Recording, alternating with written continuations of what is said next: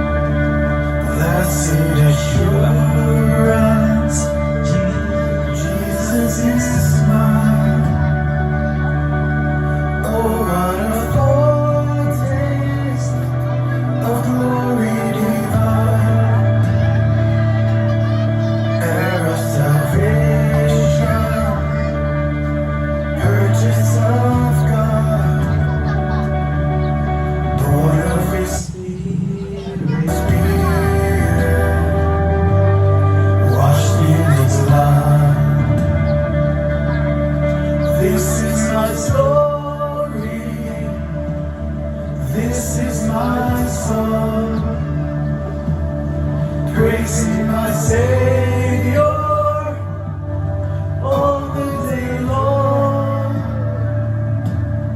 This is my story. This is my song.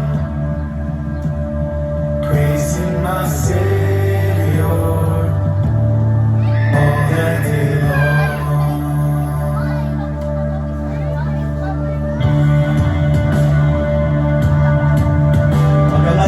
Lola Eway po ay pumanaw na.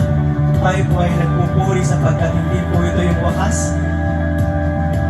Subalit ito po yung start. Ito yung simula kung kailan imimit ng ating Lola Eway ang Panginoon Jesus. All is at rest. I am my Savior. I'm happy and blessed. Watching and waiting, looking above, filled with His goodness, lost in His love. This is This is my song, praising my Savior all the day long. And this is my story, and this is my song, praising my Savior all the day long.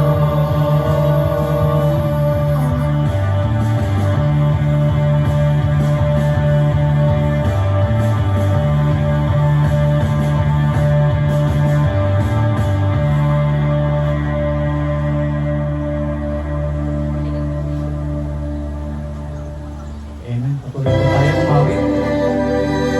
Awitin natin, when we all get to heaven.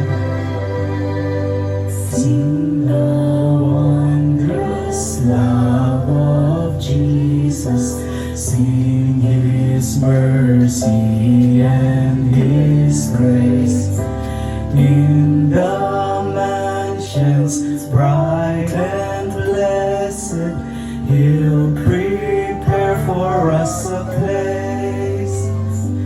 When we all get to heaven, what a day of rejoicing that will be.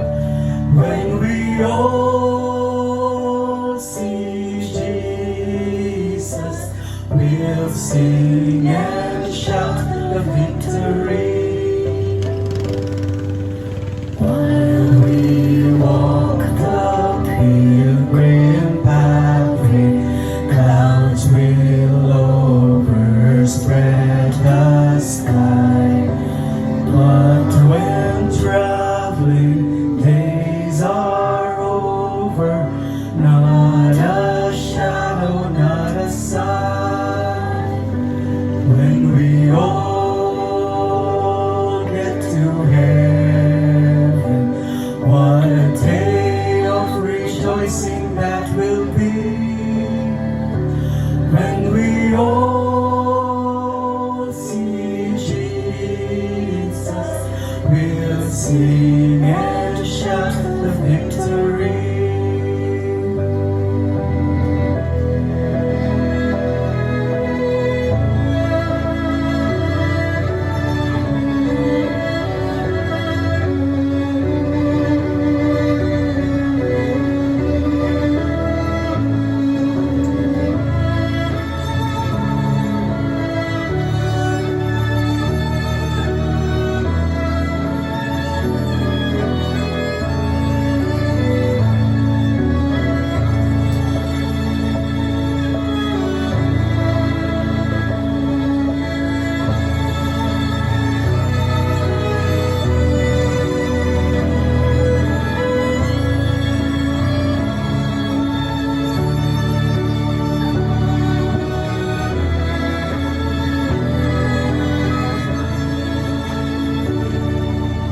Onward to the prize before us, soon His beauty will behold.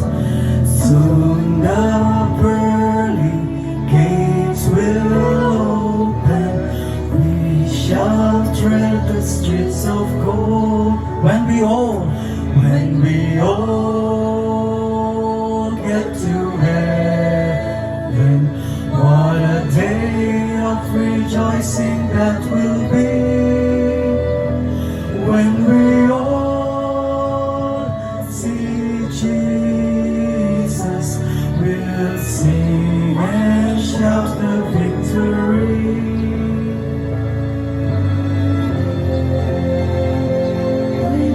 When we all get to heaven, what a day of rejoicing that will be.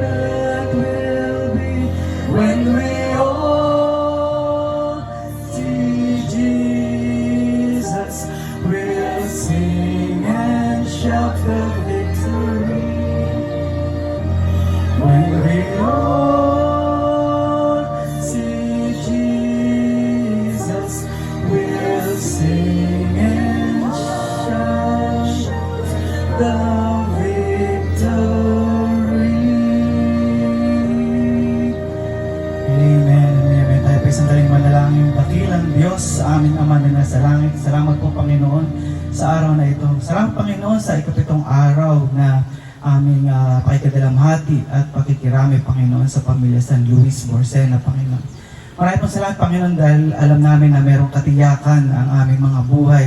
Katiyakan, Panginoon, na hindi namin makikita sa iba. Katiyakan, Panginoon, na sa inyo lamang matatagpuan sa pangalan ni Jesus. Amen and Amen. Pwede na po kayo magsiupo. At ngayon pong umaga, ating pong konting devotion po tayo sa buhay muli ni Lola Eway. So magandang umaga po muli sa ating lahat. Sa lubos po ang pakikiramay ng pamilya Bautista at ang pamilya ng lahat po ng pamilya na nandito sa komunidad, sa pamilya San Luis, sa pamilya Borcena, sa pagkawala po ni Lola Eway. So kung papansinin po natin, si Lola Eway ay ipinanganak noong January 17, 1939. At umuwi na po siya sa ating Panginoon ngayong October 13, 2025. Sobra pong blessed at sobra pong pinagpala ang buhay ni Lola Eway dahil sa haba ho ng panahon na inilagi niya rito sa atin kasama natin, ay masasabi ko po na naging masaya po si Lola Eway.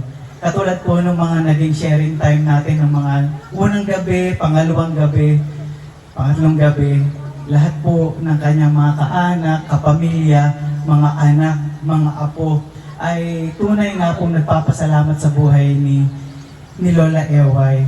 Dahil si Lola Eway po ay namuhay ng talagang may pagtsatsaga at pagmamahal sa kanyang buong pamilya. At isa po ako sa saksi. Although huli ko na po nakita yung buhay ni Lola Eway nung naging mag-asawa po kami ni Manilyn. Pero yung buhay ni Nana Eway as observant, sobrang tahimik pero sobrang masayahin po si Lola Eway.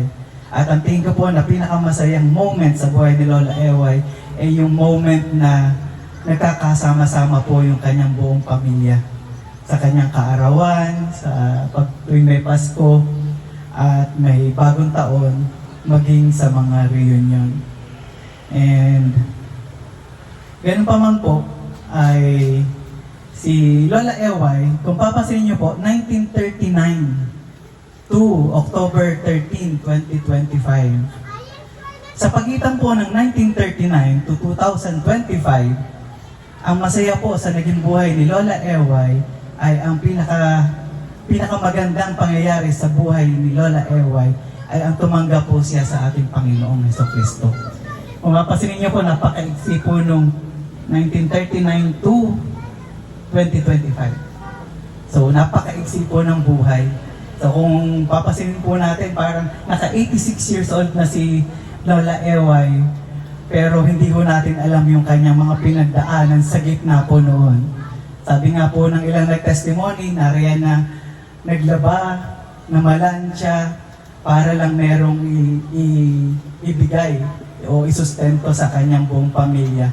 At ang nakakatuwa po kay Lola Eway ay yung kanyang pagiging humble at very selfless na tao, na kahit walang-wala na siya, sabi nga ho nung isang gabi, kahit pambili na ho niya ng gamot, ibibigay pa ho niya doon sa kanyang apo, sa kanyang anak na nangangailangan.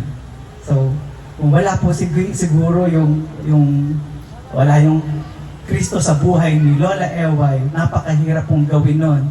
Kasi alikas po sa ating mga tao na lagi natin uunahin yung ating sarili.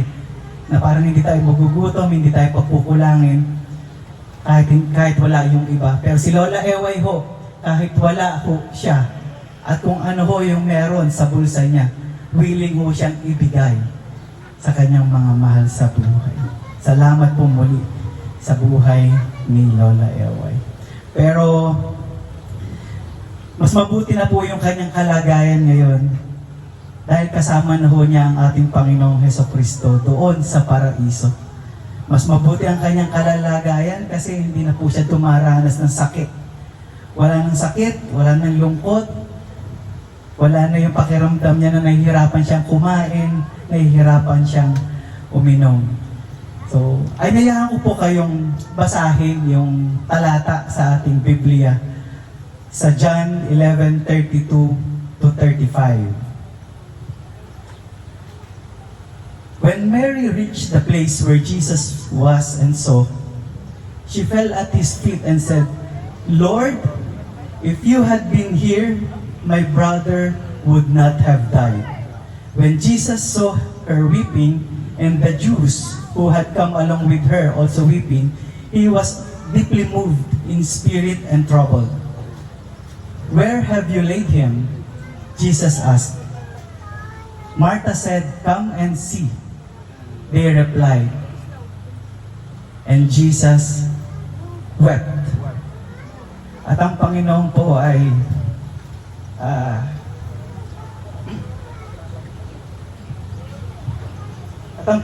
umiyak.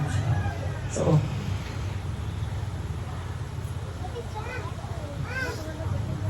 hindi po masama yung magluksa.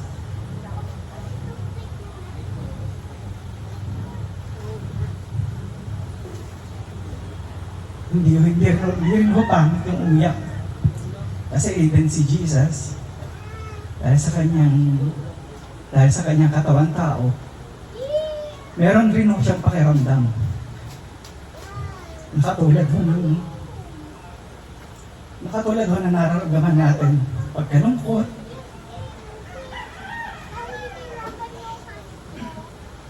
So yun po yung ating Panginoon na sinasamba ngayon. Kasi ang Panginoon natin ay nakisalimuha po sa atin. Alam yung ating nararamdaman. Alam mo yung ating kalalagayan sa buhay. Pero salamat po. Dahil meron tayong Panginoon na nandyan. At meron tayong Panginoon na nagtawid sa atin mula sa kamatayan. Dahil tunay nga po na after ng buhay na ito, meron po tayong buhay na tatahakin after nito. Sabi nga ho sa kwento, sa aklat ng Lucas, tulungan niyo po ako, sabayan niyo po akong basahin sa Lucas. Nangyari nga na ang lalaking dukha ay namatay. Siya ay dinala ng mga anghel sa piling ni Abraham. Ang lalaking mayaman ay namatay din at inilibing. Sa Hades, siya ay naghihirap. Sa paghihirap niya ay tinanaw niya ang kanyang paningin. Nakita niya sa malayo si Abraham at si Lazaro na nasa kanyang piling. Tumawag siya ng malakas, "Amang Abraham, kahabagan mo ako. Subuin mo si Lazaro upang isawsaw ang dulo ng kanyang daliri sa tubig. Ito ay upang mapalamig ang aking dila sapagkat ako'y lubhang nagdurusa sa lagablab ng apoy na ito." So sa talata pong ito, napakalinaw ho na meron ng dalawang pinuntahan yung dalawang namatay. Una si Lazaro sa paraiso kasama si Abraham. Yung pangalawa ho ay sa naglalagablab na apoy. Yun lang ho yung pwede natin puntahan after ng buhay po na ito. Ang istorya po ng Lazaro at ang lalaking mayaman na namatay, sila po ay parehas anak ni Abraham. Dahil parehas silang tumawag kay Abraham. Si Abraham po, ang Panginoon po niya, ay yun po yung Panginoon natin ngayon.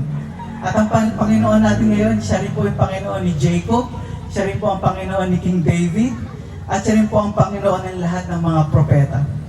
At sinabi ng mayaman na ito, kay Abraham, "Amang Abraham, baka pwede niyo pong buhayin si Lazaro para mapaalalahanan ang aking mga kapatid. Dahil meron ho akong 5 kapatid na nabubuhay pa. At ayaw po ho na dito rin ho ang kanilang patutunguhan. Pwede niyo po bang paalalahanan siya?" Ang sabi ho ni Abraham, "Anak, ilang propeta na ang dumating sa buhay nila.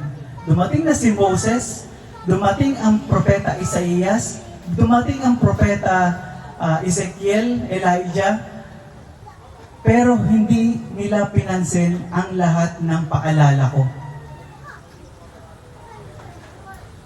Nakakalungkot ho mga kapatid dahil nung panahon ho na yun, yung panahon ng mga buhay ay hindi ho nila nakita yung kabanalan at kapurihan ng Panginoon. Hindi ho nila nakita yung kabutihan ng Diyos na kaya silang iligtas sa apoy ng impyerno. Kung naniwala lang mo sila sa ating mga propeta, sa ating kila Moses, na mayroong makapagliligtas sa kanila doon sa apoy ng impyerno, siguro ho tatanggapin nila ang Panginoong Jesucristo kung alam nila na mayroon talagang naglalagablab na apoy na kung saan ay doon tayo tatangis, na hindi ho tayo mamamatay, na tayo ho ay inuuod at hindi matanggal-tanggal ang init sa ating katawan. Pero ang nakakatuwa ho, meron ho tayong Jesucristo. At yung sinabi ko nga po, from 1939 to 2025, dumating po sa punto na si Lola Eway ay nanalig at tumanggap sa ating Panginoong Jesucristo. Sabayan niyo po ako, basahin po natin yung talata mula sa Juan 11:25-26. Sinabi sa kanya ni Jesus, "Ako ang nagbibigay buhay at muling pagkabuhay. Ang sino mang sumasampalataya sa akin, kahit mamatay ay muling mabubuhay. At sino mang nabubuhay at sumasampalataya sa akin ay hindi mamamatay kahit kailanman." Ang tanong niya sa versikulo 26, naniniwala ka ba sa sinasabi ko? Naniniwala ba kayo sa sinasabi ng Panginoong Jesucristo? So yun po ang nakakatuwa sa buhay ni Lola Iway, sa pagitan ng 1939 to 2025, ay naniwala siya at nanampalataya at tinanggap niya ang regalong kaligtasan na nagmumula sa ating Panginoong Jesucristo. At ang pangakong ito ay naging totoo at ngayon ay nagaganap at nangyayari na sa kanyang buhay, bunga ng pananampalataya niya kay Jesucristo. At ang pangakong ito ay pinagkakaloob niya sa atin, sa akin, sa inyo, sa ating lahat. At kung tayo ay napahiwalay sa ating banal na Diyos dahil sa ating mga kasalanan, at kung ang suliraning ito ay hindi lulutasin ng Panginoong Jesucristo, tayo ay walang hanggang mapapahiwalay at magdurusa doon sa kabilang buhay, doon sa apoy ng impyerno. Mga kaibigan, mga kapatid, mahigit 2,000 taon na ang nakalilipas nung namatay si Jesucristo upang bayaran ang ating kasalanan. Inilibing, ngunit paglipas ng 3 araw, siya ay muling nabuhay. Pagpapatunay na siya ay anak ng Diyos. At yan ho ang ating pinananampalatayanan ngayon, na after this life, meron ho tayong buhay na walang hanggan dahil tinubos na ho ng Panginoong Jesucristo ang ating mga kasalanan. At ang mabuting balita ho, mga kapatid, mga kaibigan, mga kapamilya, si Lola Eway, bagamat pumanaw na, ay may buhay na walang hanggan kasama ang Panginoong Jesus doon sa paraiso dahil sa kanyang pananampalataya sa ating tagapagligtas. The good news, mga kapatid, mga kaibigan, mga kapamilya, ito rin ay maaaring maging totoo sa bawat isa sa atin. Sabi sa 26, di ba? Sino mang nabubuhay at sumasampalataya sa akin ay hindi mamamatay kailanman. At kung naniniwala kayo na si Jesucristo ang magliligtas sa atin doon sa apoy ng impyerno, binibigyan tayo ngayon ni Jesucristo ng pagkakataon upang kusang loob na magpasya. Siya ay nagtanong sa atin, "Anak, naniniwala ka ba sa akin? Naniniwala ka ba na ako'y namatay para sa iyo? Muling nabuhay at paglipas ng 3 araw, ako'y bumangon muli para sa iyo. At lamang sa akin ang pagkakaroon mo ng buhay na walang hanggan. Ano ngayon ang ating maitutugon, mga kapatid? Maaari mong tanggapin ang regalo ng Diyos, si Jesucristo, sa iyong puso at magdasal ng panalangin ng pananampalataya kay Jesucristo. Kaya mga kaibigan, mga kapatid, inaanyayahan ko po kayo kung wala pa po kayong pagkakilala o wala pa kayong personal na relasyon sa ating Panginoong Jesucristo. Pwede ko po kayong i-guide sa isang panalangin na maglalapit sa ating Panginoong Jesucristo. Inaanyayahan ko po kayong tumungo, pumikit, at gawin po natin ang presensya ng Panginoon. At sundan niyo po ako sa panalangin ito. Panginoong Jesus, kailangan kita. Idinudulog ko, Ama, na ako ay makasalanan. Ako'y naniniwala na ikaw ay namatay doon sa krus ng Kalbaryo upang bayaran ang lahat ng aking kasalanan. Sa tulong mo, Panginoon, tinatalikuran ko ang lahat ng aking kasalanan. Binubuksan ko ang aking puso. Manirahan ka sa akin upang ikaw ay maging aking Panginoon at tagapagligtas. Tinatanggap ko ang iyong kaloob na buhay na walang hanggan. Gawin mo akong bagong tao ayon sa kalooban mo. Salamat sa pagdating mo sa aking buhay at sa kaloob mong buhay na walang hanggan. Amen. Kung iyan ho ang inyong dalangin ng inyong puso, si Jesucristo ngayon ay nananahan sa inyong buhay. Meron na ho kayong personal na relasyon sa Kanya, at dahil dyan, inaanyayahan ko kayo na palawakin ang relasyon na yan sa Kanya. Maaari ho kayong dumalo sa anumang pag-aaral tungkol sa Biblia. Dumalo sa mga pagtitipon na kinikilala si Jesucristo bilang anak ng Diyos, Panginoon at tagapagligtas. At lahat ng ito ay para sa ikalalago ng ating espiritual na buhay. Ngayon naman po, inaanyayahan ko po yung mga kapamilya ni Lola Eway. Okay lang po ba na magsama-sama po muna dito yung kapamilya ni Lola Eway? Kahit dito po. Para ipanalangin po natin ang pamilya. Pamilya nila ng Borsena, pamilya San Luis. Dito na lang po. Sige po, Ate Raquel. Pwede po dito sa taas, kahit dyan na lang po. Ipapanalangin po namin kayo. Yan, dyan na. Huwag na po kayo bumaba.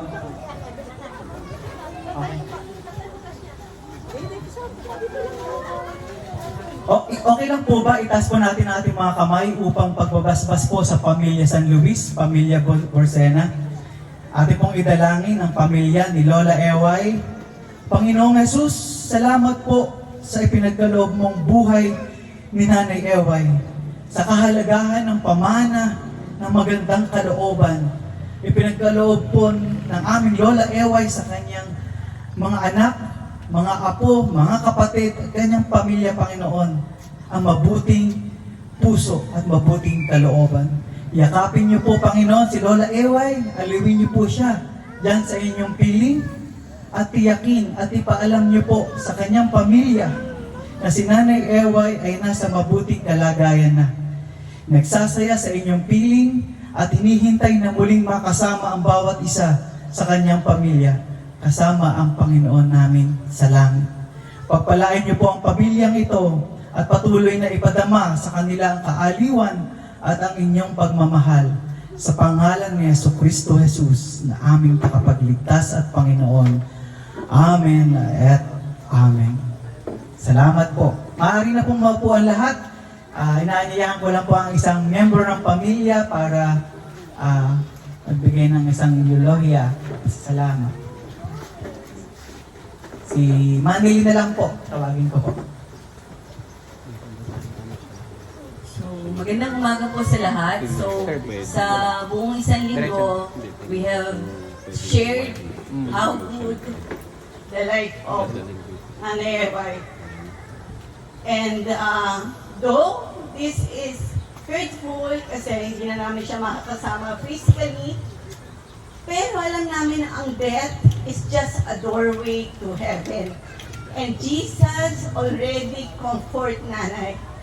No more pain, wala nang lungkot, wala nang lahat ng masasakit na nararamdaman because she already entered the gate of heaven and kasama na niya si Jesus Christ. In behalf of our family, we would like to thank you po lahat ng nag-abala, lahat ng busy sa kusina, sa pag-aasikaso, sa lahat ng bagay, at lahat ng nakiramay sa amin during this time na medyo malungkot. Nagpapasalamat po kami ng lubos, hindi na namin kayo iisa-isahin, pero nakita ni Lord yung effort nyo, at si Lord na po ang magbalik nito ng doble at higit pa. Hanggang sa huling sandali ni nanay, alam namin na maraming nagmamahal sa kanya at maraming pong salamat sa inyo mula sa aming pamilya. Amen. Salamat po. At para naman po sa buong pamilya, ito na po yung pagkakataon upang hanggang sa huling sandali ay masilayan niyo po si Lola Eway. At bago po natin siya dalhin sa kanyang huling hantungan, go ahead po, pwede niyo pong silayan, pwede po kayo magkwento ulit, and pwede pong habang pinagnilay-nilayan po ng pamilya San Luis Borcena, yung katawan ni Lola Eway ay pwede po tayong umawit ng mga himno, mga awit din ng assurance na ang Lola Eway, ang Nanay Eway po ay nasa paraiso na. Sige po, go ahead po.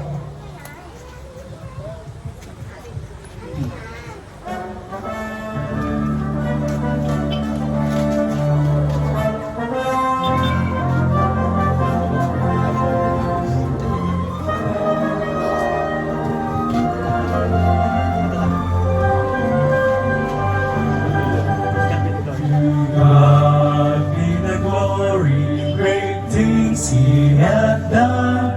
So lovely the world that He gave us His Son. He yielded His life an atonement for sin, and opened the wide gate that all may go in.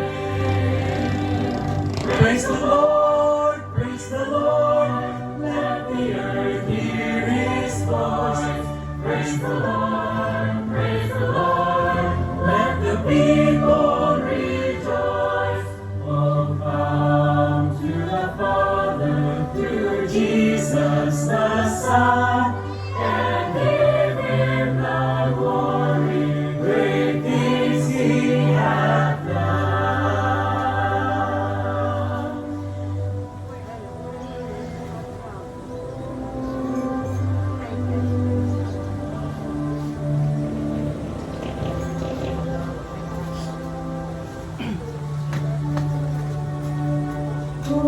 Perfect redemption, the purchase of blood, to every believer, the promise of God. The vilest offender would truly believe that moment from Jesus, the pardon receive. Praise the Lord, let the earth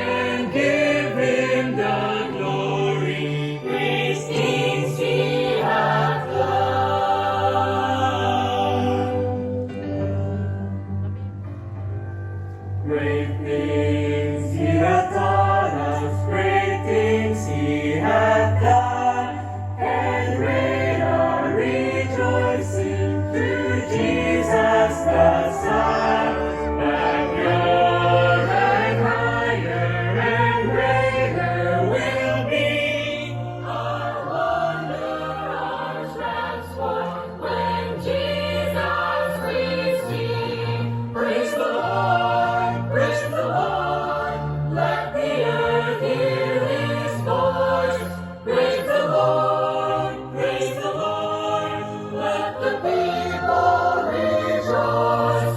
Oh, come to the Father through Jesus the Son, and give Him the glory, great things He hath done.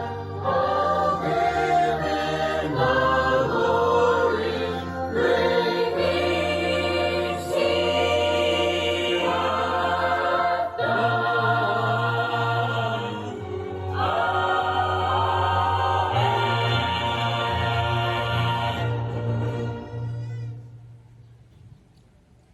Tinatawagan ko na po ang same leader.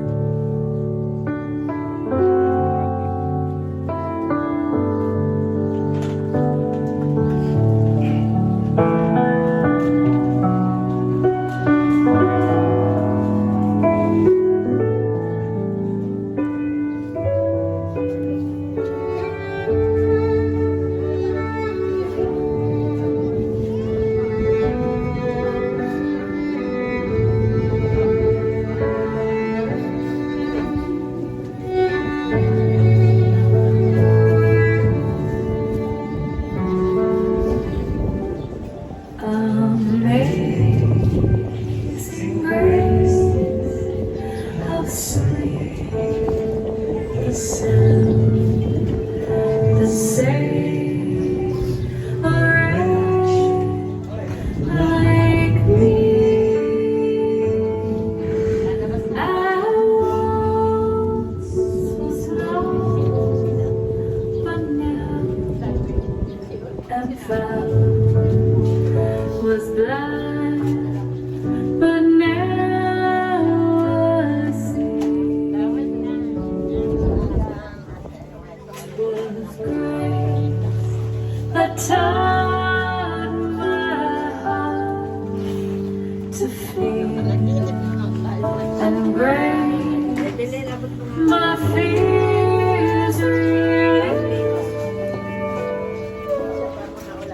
How precious did that grace appear the hour of first